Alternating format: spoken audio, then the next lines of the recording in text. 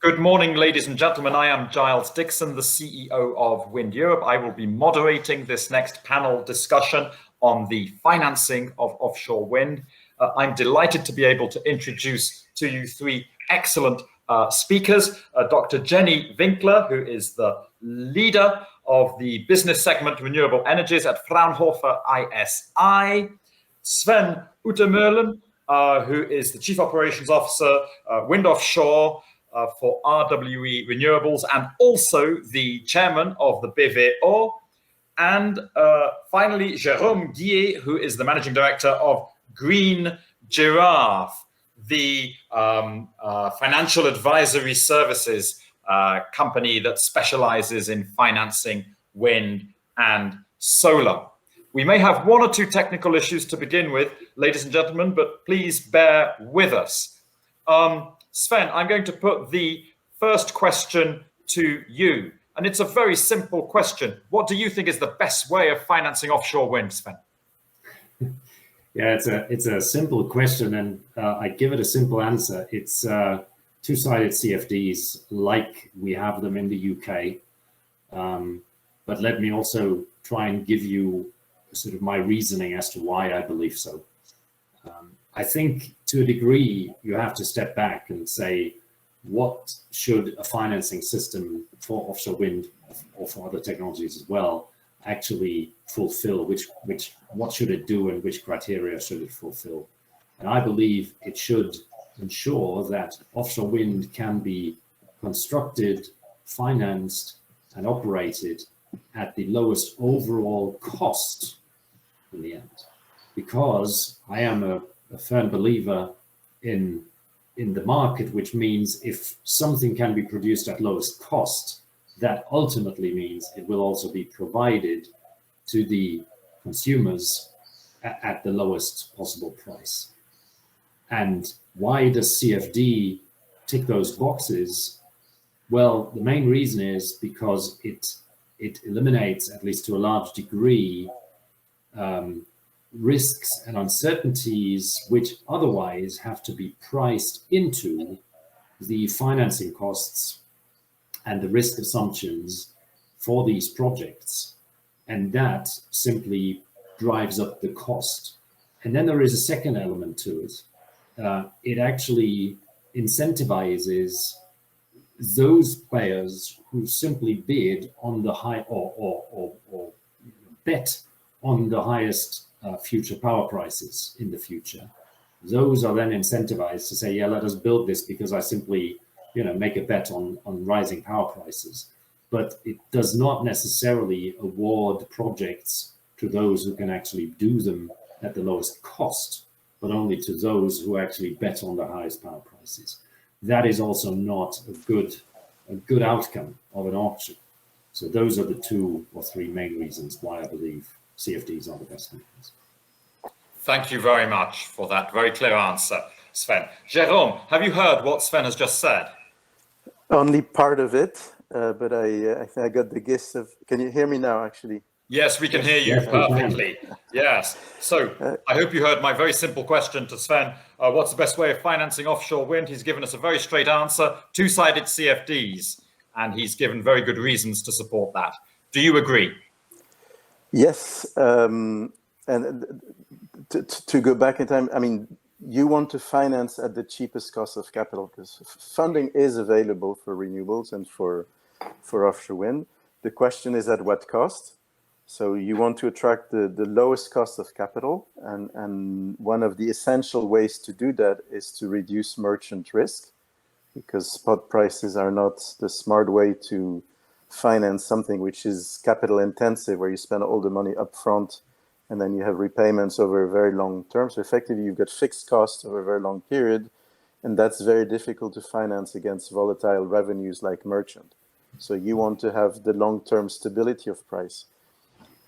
And this can be done via market prices if you have auctions that determine long-term prices. Because for interest rates, you've got long-term interest rates via swaps, and you've got short-term interest rates. And nobody calls these subsidies or tariffs. But for energy, which is historically a very volatile market, and power prices have long been derived from gas prices, you don't have these very long-term markets, established markets. So governments need to create the market for long-term fixed prices. And that's exactly what the CFDs do, which is why it's important to have fixed prices, which are actually two-way, because it needs to be a strict price. If it's a floor, as Sven mentioned, people will try to bet on the merchant prices and the upside on higher prices. If it's strictly fixed, then they will just make the business case on the basis of that fixed price. And that's actually attractive to the providers of cheap capital that are pension funds and things like that. Utilities and IPPs are the natural operators of projects, but they're not necessarily the natural owners or operators. You want the owners to be the provider of the cheapest capital over the very long term. And that's made possible if you've got these fixed tariffs. So yes, whether it's a feed-in tariff or a CFD or some other mechanism that provides long-term price stability or mandated regulated PPAs like you have in the US, that works. The important thing is long-term fixed price as long as possible. If you could do 30-year tariffs, you would even get cheaper power, even 35 years. That would give you, I mean, nuclear got a 35-year tariff in the UK. Why not do the same for offshore wind? You would get cheaper power. Indexed is actually smart as well. And you want two other things. One is that the grid is included in that, so that it's part of the overall cost, and it's the full cost of the project that's included. And you want the auction to come at a time when you get a fully permitted project, because if you get a tariff and you still need to get your permits, or if the site control, grid connection, construction permits and tariff all need to be allocated in one go, because otherwise you create time differences and uncertainty. And like in France, you see a 10-year delay between the moment of the auction and the moment projects get built, which is not good. Okay, thank you very much, Jérôme, for that. Jenny, I hope you've been able to hear what both Jérôme and Sven have said. And if so, do you agree with them? I heard half of Sven's answer, but I think I can refer to that question anyway. In my opinion, maybe the answer is not as simple as the two others put it, because I think you are very much in favor of CFD, and you think that's a very clear answer to the question, which is the best way of financing renewable energy, and especially offshore energy projects, because they involve a higher degree or a higher initial investment also compared to other technologies.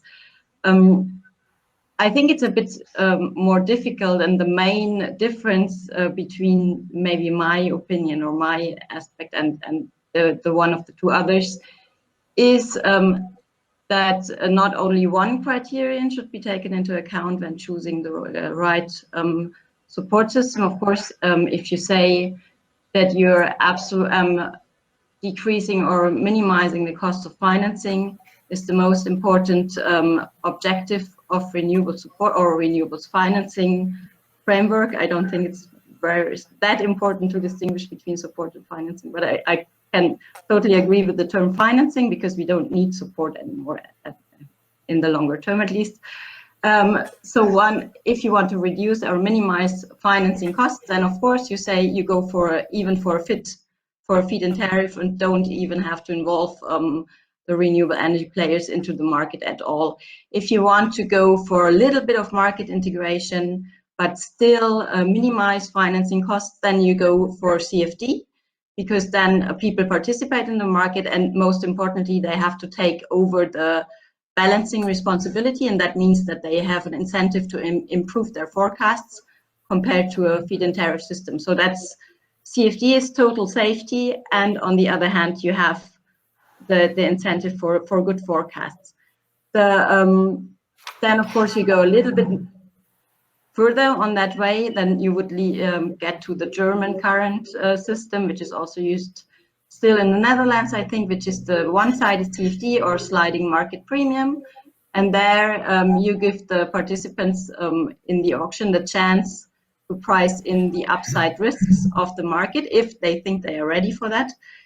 Because of course, no one has, in Germany, no one has said that people have to bid zero. They can still, of course, that there's the whole question of competition around that, whether it's really possible, but actors can still bid their levelized cost of electricity or a certain ground level or part of their cost of levelized cost of electricity, which they can use as a safety grid. If, for example, an offshore wind plant bids 30 cents per kilowatt hour into the market, that won't cover their whole cost, but at least part of that.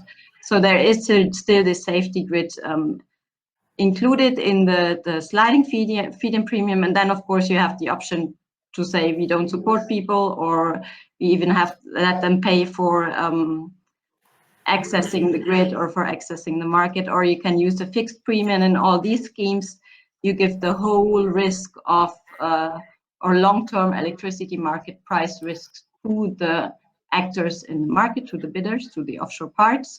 And that means that they have or need to find another way to secure their revenues if they need that for financing. But they also have the possibility to do that. So I would say, if you, as a policymaker, because those are the ones that decide on that, want to only look into minimizing financing costs, then I totally agree, CFD would be the way to go. And if you also have other targets, like the targets of a long-term market integration, incentives for PPA contracts, maybe also being in line with the European target to a liberalized electricity market, then you should think of other systems as well. And then it's a question of which objectives you rate highest. I think what will be then the outcome of your decision. And what I also find a bit weird about the discussion at the moment is that we always talk about zero support or CFD. And in the European countries that don't have CFDs at the moment, I think it's Germany and the Netherlands, and none of the others that have offshore parts at the moment. But at least they don't, it's not that they don't provide support or they have it's a sliding premium that they have in place. So one-sided CFD. Could I react to that? Not in the Netherlands. Yeah, in the Netherlands, I know in the Netherlands it's a two-way procedure. So first you go for the zero bids with the beauty contest, and if there's no participants in that, then there's a second run of auctions where you can bid for one-sided CFD. And in practice, so far, they've only had to use the first round because they've had sufficient numbers of zero bidders. Yeah. Mm-hmm. Sven, do you want to comment, and then I'll bring Jérôme in? That was really just the quick comment there to the Netherlands. Fine. Jérôme? Yes, well, thanks for the argumented position, indeed, in favor of the spot markets, but this is a very... can I just react to that? I'm not in favor of either of those. Yeah, no, but it's a good summary of the position of the arguments in favor of saying that it's more market-driven, but the reality is that auctions provide market prices as well. And spot prices are not necessarily better. Spot prices come from markets that have a surplus of gas, because you've got the trading, the power is driven from the marginal cost producers. This doesn't work when you've got a system that's increasingly going to be driven by zero marginal cost producers. And you could end up with a result where, I mean, gas-fired plants are not going to be built right now. Renewables are so cheap that you can do it on merchant. It's less efficient than with a tariff, but it's still doable. So you're going to end up with enough renewables that power prices are at zero most of the time, and nothing gets built. And you've got peaks. When you have no renewables, you've got peak prices that then go very high when you bring in flexible capacity every now and then. So do we need to go to that absurd situation when you've got power prices at zero 50% of the time, and then huge peaks when you don't have enough renewables, to show that a spot price market doesn't work for a power sector that's driven by capital intensive technologies? And it was, honestly, this was driven by the UK when they had the gas surplus of the North Sea. In 2006, they became an importer, and then they started having an energy policy again, and they brought in state-owned companies, except not UK state-owned companies, to do energy. So spot prices work for the short-term regulation of the market. So you should have CFDs to make sure that projects indeed have that discipline of the balancing and the predictability that you mentioned. But using spot prices to drive the revenues of the of renewables means that one, they need to be more competitive, not at the average market price, but at the lowest. You know, it's like being below the waves. When you're standing at the bottom of the sea, in order to survive, you need to be higher than the highest level of the waves, not the average level. So you need to be more competitive than the average, which puts unnecessary pressure on renewables. And second, from a public policy perspective, if you stick only to the spot prices, that spot price is going to be driven by gas prices from outside. If you've got long-term contracts at fixed prices, an increasing portion of your electricity comes at fixed prices that are domestically controlled. You depend less on completely volatile international prices or Russian or embargo or whatever else that could trigger the prices. So from a public policy perspective, you get the stability of having a bigger chunk of your revenues coming from stable prices. So altogether, from a public policy perspective, it's very short-sighted to say that this is more of a market. It's one choice of a market. It's the one we've been making for 20 years, but that was driven again by the North Sea gas bubble, and it's not the to run a market. We need to decide if the objectives are security of supply, more renewables. Don't use a system that's driven by gas use. Spot prices Jenny, you talked about, thank you very much, Jérôme, for that. Jenny, you talked about cost of capital perhaps not being the only criterion that should be taken into account. What other criteria do you think are important here? Yeah, I think, of course, but can I react shortly to Jérôme's intervention? Yes, please do, first of all, okay. yes. So I totally agree with you that it's not, maybe not totally. I think that there's a big question mark regarding the possibility that the energy-only market will work in the longer term when there are a lot of renewables in the market. And as you said, there is a possibility that we will have long periods with zero prices. And then, of course, it gets very difficult to refinance these renewables from the market. I know for conventional power plants at the moment, it's already not possible to invest because costs are too high compared to these prices. And there's also a big question mark around the point whether renewables are positioned in a way that they can bear these long-term electricity market risks. Just because they don't have any operational costs, there's no linkage between electricity prices and the renewables price, unlike in the case of gas-fired power plants. However, there's still the possibility that the energy-only market will work in the long term, and that's due to the fact that we will have to have a more flexible demand, and it might be that this flexible demand, for example, from district heating and so on, will be enough to have the prices high.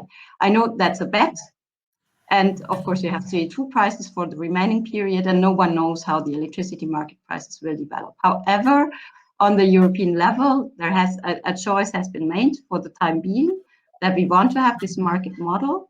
And that and then it's a bit weird to say that large shares of the future energy system, as you said, there will be a large or almost the whole system will only be based on capital intensive assets like the renewables apart from biomass. And it's weird to take these technologies or to keep them out of the market if Europe as a whole has decided that this is the market that we want for the future. And I think it's a different debate, that market design debate. It has to be done as well. And possibly the market design has to be assessed later on. And then, of course, that's a problem for the companies who invest now in renewables. But I think, yeah, but we cannot say that we don't adhere to the liberalized markets. Okay, Jenny, thank you for your observations. And then for the CFD, I had one other thing. One problem with the CFD is, of course, that you socialize the downward risk, and you, yeah, of course, you socialize the downward, but you also socialize the upward risk. So sorry. Yeah, Jenny, thank you for that. I'm going to bring Sven in a moment. I'd just like to make one observation from a purely Brussels perspective. Forgive me. Yes, the EU is committed to the liberalized energy market. At the same time, they see CFDs as being completely consistent with and compatible with that. DG Competition has approved every single request that national governments have put to it to approve their CFD systems. So the two can coexist as far as the EU is concerned. Sven, your general reactions at this stage in the conversation, and also any specific flesh you could put on the bones of this notion that costs of capital is so important. If the costs of capital are higher because a project is more dependent on equity than debt because they don't have a CFD, what sort of impact does that have on lifetime LCOE? I mean, give us your real experience as a leading developer. Giles, and just to chip in, I mean, I actually think it is exactly the discussion we need to have, and unfortunately, Jenny, I don't think we can separate the two discussions about, you know, market design, market system design, and the design for, you know, auction systems for renewables. I don't think we can separate that, because it is at the very heart of this discussion. And let me also tell you the flip side. The flip side would be that we would now have to make investment decisions, which are indeed, you know, 90% driven by capital costs, and we then would have to make those decisions on the basis of some merchant assumptions, well knowing that the real risk we are then taking is the regulatory risk, because we know that market design will be changed, will have to be addressed at some point for the reasons that Jérôme outlined. So it would essentially not expose us to, you know, a market which is actually, you know, impacted and controlled by the output of renewables, because as Jérôme was explaining, it is actually not that the question whether we do operate our offshore wind farms or not, whether we shut them down or not, that actually will hardly have an impact on the actual power prices, and yet we would be fully exposed. And that means we would ultimately, I think, be exposed to the regulatory risk and the regulatory uncertainty. So honestly, I don't think we can separate these discussions about future market design and whether CFD or something else is the right mechanism, because I think they are deeply interlinked. That's exactly the point. And to your question, Giles, well, yes, absolutely. The cost of financing are the major, I mean, obviously not if you have very different sites, but let's just say it's all about the same site, right? You have one site which is being auctioned for, so you try to understand your, you know, the wind resource. You obviously put your capex assumptions in, your opex assumptions in. But let's face it, there is, you know, about 2 handful of companies who understand this business pretty well. So their assumptions regarding wind yield, capex, opex, they will be pretty close together, honestly. Yeah? So the big difference maker then is 2 things. It's either your assumptions on merchant power prices in the future, or it's your financing cost. Those are the 2 big difference makers. That's it. And I personally, and then if you say, well, if we are interested in the lowest cost of supply or the lowest cost of building these projects, well, then we should be interested in lowest, you know, low cost of financing. Sven, thank you. Maybe to add on that, to comment on that, the proof that it's the cost of capital that drives everything is precisely that people look for PPAs when there's no CFD. And so cost of capital is driven by the merchant risk.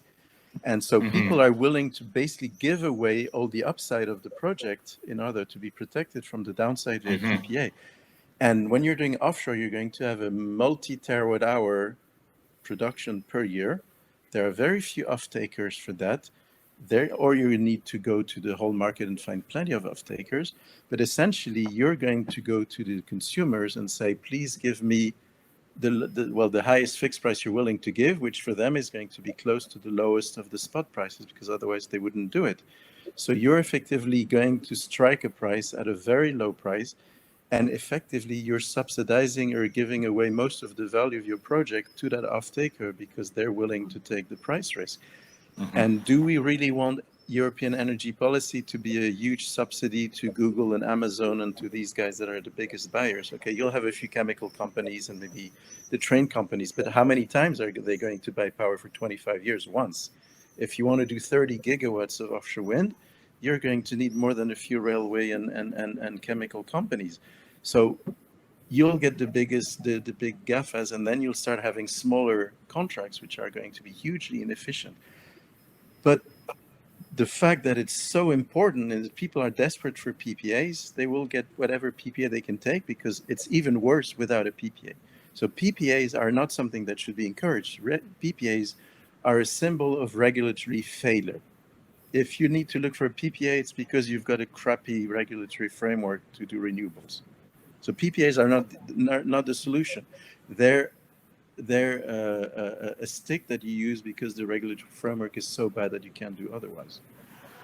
Sven, what's your view on that? Would you only go for PPAs if you were developing an offshore wind farm in a market where you don't have a CFD? Well, at least in terms, I agree with what Jérôme said. It's effectively it's an insurance policy, which makes you reduce your risk premium, but you pay dearly because, as you say, you lock in a price which is at the lower ends or somewhere in the lower, whatever, third or quartile or whatever of price expectations. Because, you've got the two counterparts, and one says, well, I want to make sure I don't overpay. And the other says, well, I just want to make sure that I get rid of that merchant risk. And then, so it's a kind of an insurance policy. So to your question, where would we do that?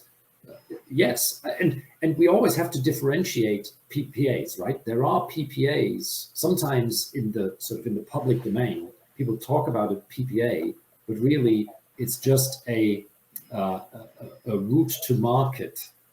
Because even in Germany at the moment with the so-called Direktvermarktung, you still have to, you still need a route to market.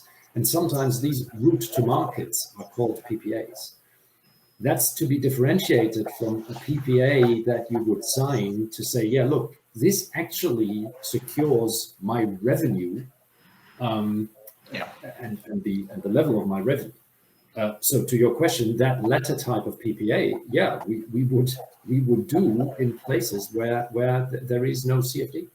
Okay. What about combining PPAs with CFDs for the same offshore wind farm? That's an open question to the three of you. There is one example in the UK, the Sea Green project, I think, where half or a percentage of the capacity is covered by UK government CFD, and the remainder of the capacity is covered by a PPA with a corporate off-taker. Is that a model that we're going to see more of? Open question to all of you. It's difficult, and I guess each case probably, I don't know the history of the Sea Green project well enough, but I understand, this had some, let's say, very specific reasons as to why they had to go for that, because they only were awarded a CFD for a portion of the site, if I get it right. All of that said, maybe where that question leads us to is an interesting one, because maybe we need to try and get out of this. It's got to be either this or that. I mean, I'm lobbying and making the arguments for two-sided CFDs, and I think there are good arguments, but we also know that there are other people who say, no, you should take that whole merchant risk, and you should just, you should bear that market risk. Maybe we need to get away from these sort of black and white discussions, and it can only be the one or the other. Maybe we need to start to think about combination solutions. Now, there could be many combination solutions. You could adjust things over time. You could say, look, you get a CFD for whatever 90% of your output, and for the rest you need to go to the market yourself, and then you can change that percentage over time if it works, and if people. You can think about many things. I'm not saying that's the solution. I'm just saying, to to say that there could be a wider space of thoughts and ideas to explore in that further discussion, because otherwise I'm afraid we might not get out of this deadlock of, one side of people saying it should be CFDs and the other one saying you should bear the market. Yeah, it is a continuum, Giles. Any amount of price certainty reduces the risk and allows to attract cheaper capital. It doesn't mean that you cannot attract capital for the rest. It just means that the capital is going to be more expensive because the revenue stream is more volatile. So having a chunk of your revenue, whether 40%, 60%, 80%, or 95% is the right number, each one will lead to a different structure. And maybe we may end up seeing that on projects, if you have already 50 or 75% as a CFD, that's good enough to bring in debt on cheap terms and good leverage, and the rest of the equity is cheap enough to be worthwhile, and it's doable. Banks do take some level of merchant risk if they've got at least a floor price, so they will live. So Seagreen is a good example of actually of being, but you get less debt, and ultimately the cost of electricity will be slightly higher in a Seagreen situation than if you've got 100% CFD. Maybe that's an acceptable trade-off. Hold on, Jenny. Hold on. Let between the market. I think that one point here is that, of course, the risk does never disappear. I mean, someone has to bear the risk, and it's either everyone, or it's a company, or it's the bank. So the risk is there, and how it's priced in and where that maybe differs between the support regimes. We also thought that the sliding premium that we have in Germany at the moment is somehow a way in between, because you have the chance to bid something between your levelized cost of electricity and your end zero. But I also wanted to come back to the title of our session, which is called Harmonizing the European Financing Framework. And I wanted to refer to that harmonizing on a European level is always very difficult, or it has proven to be difficult, at least in an official way in the EU. So maybe also harmonizing that European financing framework is not the most important thing that we need for having more offshore in the system. I think what has to be harmonized, or at least coordinated, is the expansion plans on a European level in the North Sea. Also the grid expansion plans to a certain degree. Also there's the necessity that countries coordinate their auction schedules so that you or all the companies have time to prepare for the auctions and do what is necessary, so that we have continue to have that very high degree of competition that we have seen in the past years, which of course reduces the costs for consumers because there's competition involved. And I think when we think about the European framework, there's really many more things to think about than just the support regime, financing regime that we were talking about right now.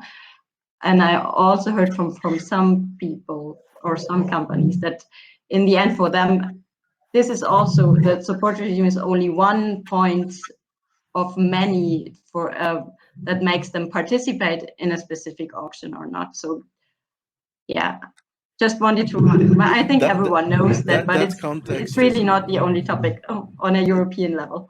The context is right, because the early zero bids were done because you had a complete shortage of projects in Germany. So people basically bid to grab the real estate. It was sort of an option because you only had 1 gigawatts for the next 5 years back in 2017. So this German system could work if you had plentiful tenders, and then people would say, well, I'll actually bid my price because I don't want to do that zero, and I know I can actually get a project. But if it's the only way to get a project is to bid at zero, you're still going to take the risk rather than do nothing because you've got these objectives. So you first grab the asset because that's the scarce resource. But ultimately, I think people outside of the finance world underestimate the impact of the tariff. Yes, obviously you need everything else, but the tariff is what drives the economics. And you were talking about allocating the risk. For society, paying a minimum price also, in this case, also means paying a maximum price. And the hedge has more value for the society as a whole than it has for any consumer or producer. So honestly, the public as a whole is best placed to take that risk, because by taking that risk, they also get a protection against the upside that the producers like. They get a maximum on the price of electricity. And honestly, 40 euros per megawatt hour as a long-term price for the next 30 years, that's a really good deal. You're not going to get that anywhere else. There's never been a technology that's been cheaper, ever. The only thing that might be cheaper is solar or wind in the future. So let's lock in that price today, make it happen. And if we get cheaper power in the future, that's a good thing. That's not a bad thing. And these projects will still be a good thing. So the risk is best carried honestly at society level. So from a public perspective, that is a reasonable policy decision to take to keep that risk at the public level. Thank you, Jerome. Jenny, how would you finance the cross-border hybrid projects that have grid connections to 2 countries or more? Would you say to the 2 countries involved, right, you've got to run simultaneous auctions using the same financing model, and you need to do some sort of cost-benefit analysis between the 2 of you? Yeah, I think that first thing there is that you have to, that the hybrid projects are not always the best solution, but probably we will have some of them. And then I think there are a lot of regulatory questions around that haven't been solved yet. One of them being the market arrangements that we opt for in these hybrid projects. And there's this option of having an offshore market zone or having them integrated into their separate home market zones.